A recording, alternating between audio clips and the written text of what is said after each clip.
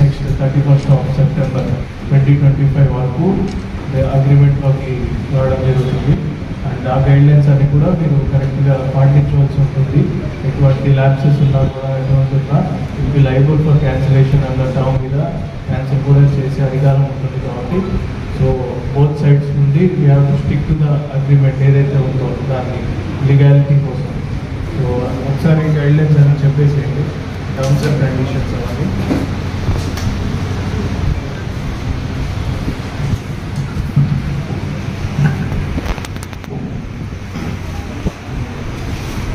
ఈ వేలం పాట అనేది సంవత్సరం కాలపరిమితితో అక్టోబర్ 1వ తేదీ నుంచి అక్టోబర్ 1, 2024 సంవత్సరం నుంచి సెప్టెంబర్ 30, 2020 సంవత్సరానికి కాంట్రాక్ట్ రిలీజ్ పీరియడ్ అనేది తీసుకోండి.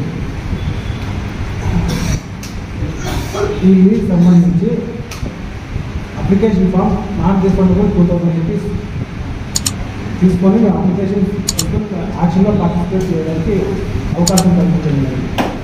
ఈ లీజ్ కాస్ట్ టెండర్ కాస్ట్ వచ్చి 30 lakhs, starting price 30 lakhs.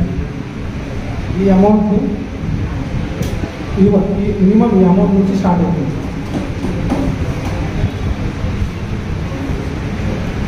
Tender దక్కించుకున్న అభ్యర్థి రిజిస్ట్రేషన్స్ ఖర్చులు ఏమన్నా ఉంటాయి, ట్యాక్స్లు, జిఎస్టీలు, ఇన్కమ్ ట్యాక్స్లు అన్నీ అతనే భరించుకోవాలి.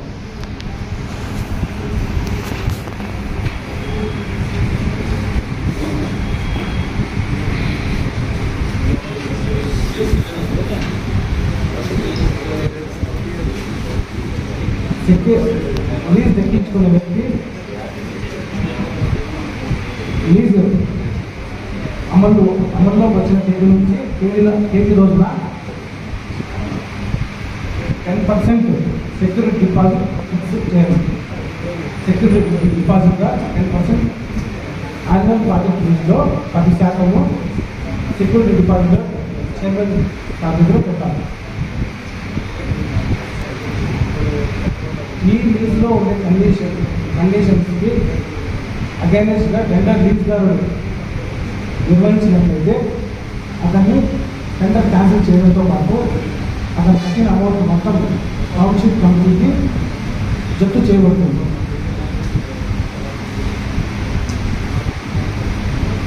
కాంపిటెంట్ అథారిటీ అయిన చైర్మన్ వారు అన్ని రకాలుగా అధికారాలు కలిగి ఉన్నది. ఈ టెండర్ని పోస్ట్పోన్ చేయడానికి కానీ తర్వాత ఎనీ టైం క్యాన్సిల్ చేయడానికి కానీ చైర్మన్ వారికి సర్వ హక్కులు ఉంటుంది.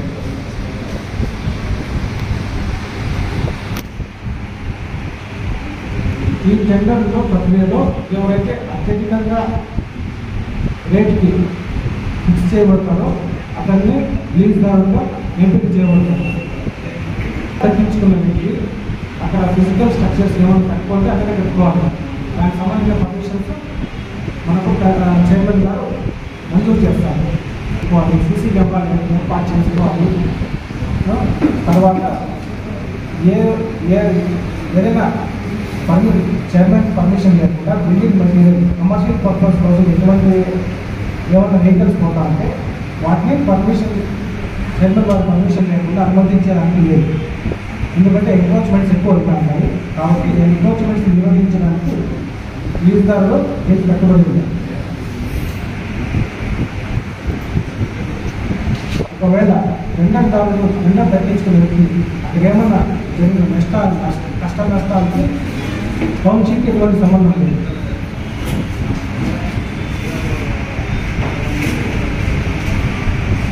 ఒకవేళ లీజ్ తగ్గించుకునే వ్యక్తి ఏదైనా కారణాల వల్ల లీజ్ని పూర్తి కాలం పాటు కొనసాగించలేకపోతే ఆ సమయానికి ఆ లీజ్దారు ఎంతైతే అమౌంట్ కట్టినారో ఆ అమౌంట్ టౌన్షిప్కి జప్తు చేయబడి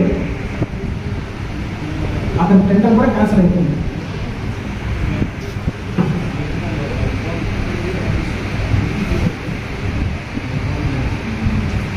ఈ ముందు కట్టిన 10% సెక్యూరిటీ డిపాజిట్ ఏదైతే ఉందో అది రిలీజ్ అయిపోయిన తర్వాత మాత్రమే చెల్లించబడుతుంది.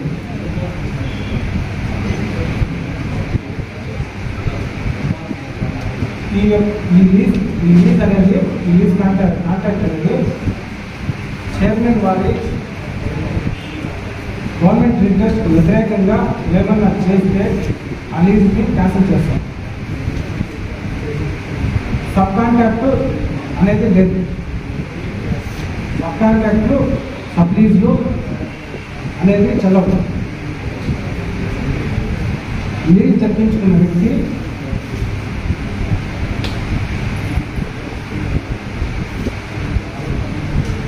అతని సహాయకంగా ఎవరైనా అపాయింట్ చేసుకోవచ్చు.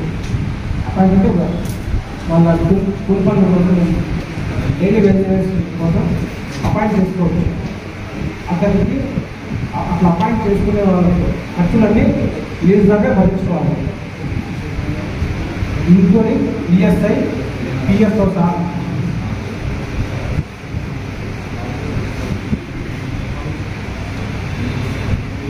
లీజ్దారులు తీసుకున్నా కానీ చైర్మన్ సార్ కానీ సపరేట్ ఆఫీస్ నుంచి కానీ లేదా తహసీల్దార్ రీకొండ కూడా కానీ ఏ సమయంలోనైనా మీ యొక్క ఇన్స్పెక్షన్ చేయవచ్చు. ఇన్స్పెక్షన్ చేయాలంటే పూర్తి అధికారం ఉంది.